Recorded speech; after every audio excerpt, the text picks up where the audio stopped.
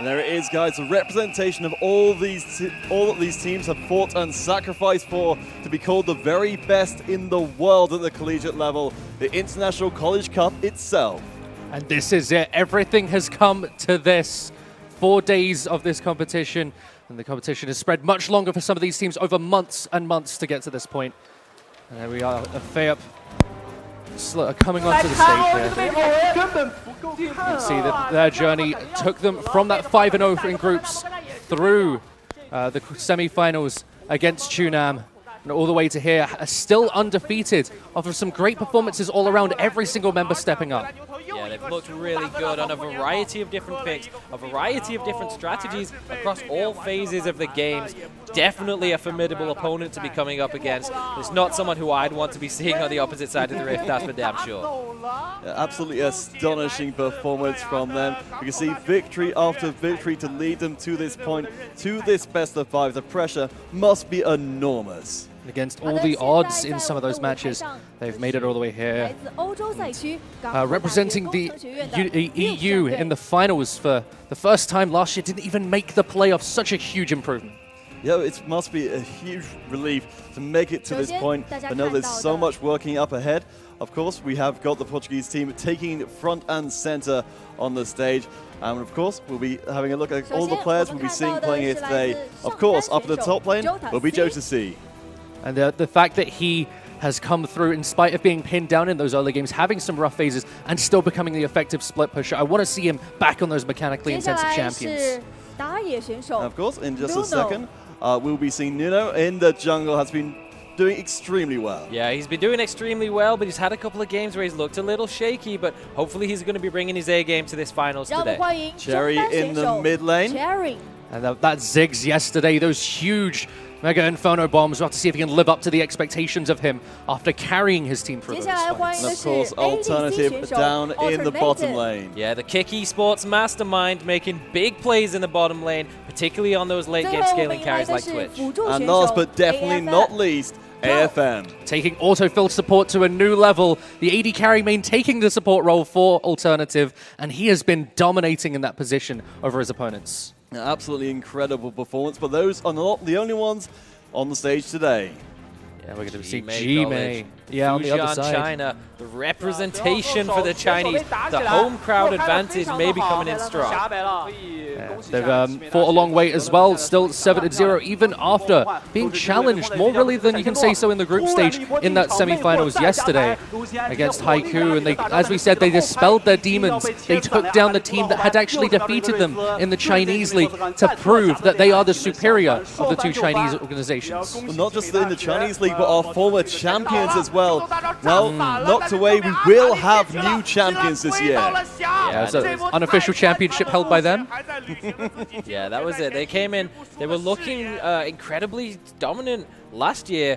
Came in looking this year, HKC a little bit shakier, and G-Mei capitalized on that, took them down 2-0 in the semis.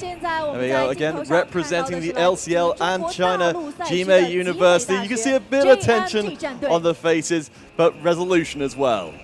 I'm excited to see how some of these matchups play out.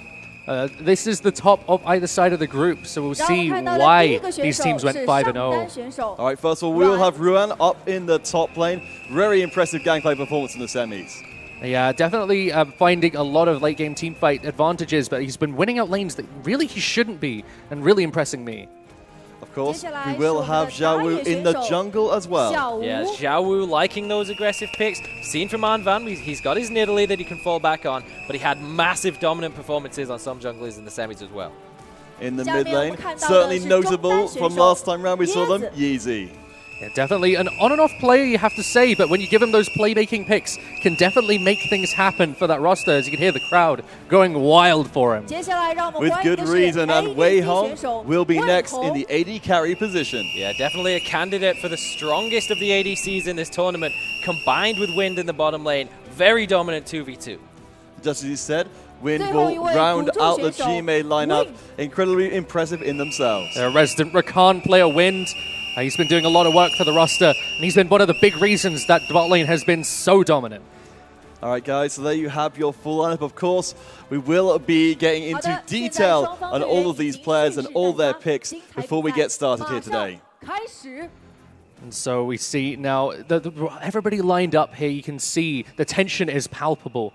Everybody just dying to get on stage, dying to get into the action. Yeah, everyone's looking cool, calm, and collected coming into this series. No on-stage nerves that you can read on the face of those guys. Yeah. But you've seen it in all the games that they've played. The player cams have been showing them. They've all been looking comfortable. They've all been having a laugh and a joke around with each other on stage. But now, none of the smiles, all very serious. It's seriously time to play this game. And that's really what we can talk about in terms of the story of FaZe and how they've transitioned from the EU Masters, where they came in as a team that people could say they were having some fun. They were in Portugal, the best region consistently in those EU Masters tournaments and consistently been above the rest of the representation in Europe. They were challenged for the first time by those Turkish representatives, and it seems to have really put the fear of God in them, and they've stepped up huge. They've acknowledged that they made mistakes. They've acknowledged that they were underwhelming at that EU Masters tournament, and now look at them, having made it all the way to the finals, far further than anybody really expected them to at the start of this tournament.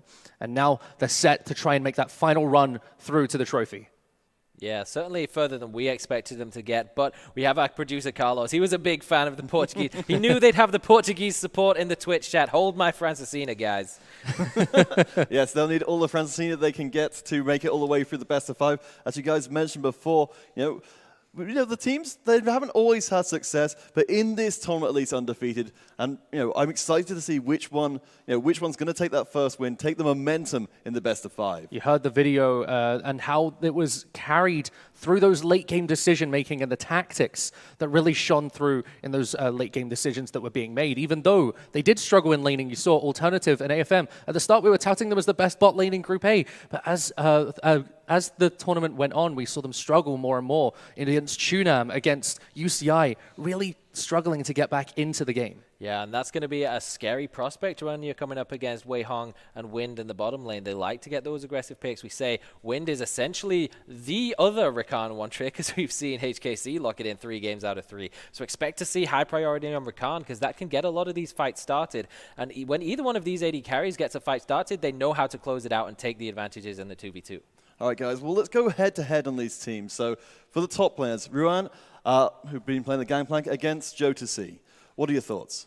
Yeah, your boy JC in the top lane. He has been playing some a wide variety of picks. We saw him on the Aurelia. We saw him in several different matchups we didn't expect, like the Poppy as well, performing really well on that, denying a huge fight, if you remember, with the Keeper's Verdict to knock the Varus away and pretty much win them that fight solo. I've loved what he's been able to provide outside of the lane, but that lane has been a bit weak for him.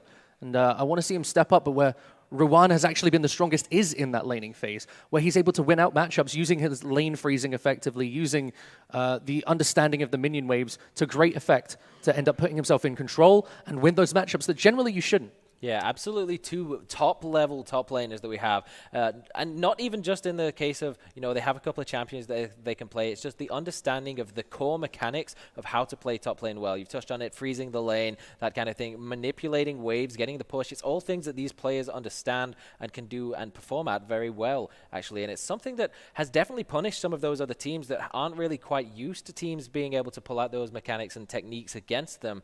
But against a team like this who understands at least the basics of how to do it for themselves, it'll be interesting to see where they can force advantages and make things happen should that be the case, that the lane is freezed against them, and how they'll react to it and respond to it. Okay, so let's move into the jungle for Portugal. That's going to be Nuno. For the Chinese side, it's going to be Xiaomei. Xiao Wu, my apologies. How do those guys match up against each other? Well, Nuno, he's had some really good performances. He's had some less good performances, let's say. We can't call it really bad because they haven't lost any games, so he hasn't done anything that isn't beyond his team's help, essentially. So he's had some games, particularly on the Kayn, where he's died quite a lot in the early games, but he's at the very least, he's getting the impact in the fights where he needs to. There was the game against UCI, he had a scoreline, something along the lines of 2-12, but in the game-winning fight towards the end, he lands the 3-man knock-up with the Rast form Blades Reach, which essentially wins them the fight. So no matter how far behind he gets, he never gets tilted too far, he doesn't get out of the reach of the help of his teammates, and he's definitely